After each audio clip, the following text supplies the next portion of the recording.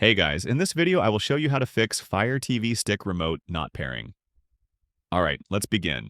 Make sure you are standing close to your Fire TV Stick with the remote in your hand. First, check the remote carefully. Open the back cover and confirm that the AAA batteries are installed and facing the correct direction. Many pairing issues happen simply because the batteries are missing or inserted incorrectly. Next, locate the home button on the remote. It is the button with the small house icon.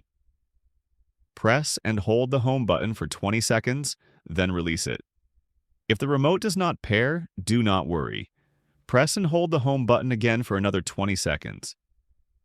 You may need to repeat this process several times. Keep holding and releasing the home button in 20-second intervals.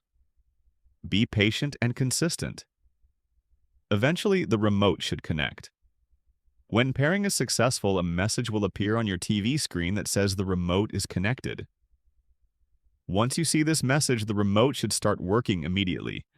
This method works even with replacement or generic remotes and does not require the Amazon app or a device reset. So that's basically how you can fix Fire TV Stick remote not pairing. That's it for this video. Thanks!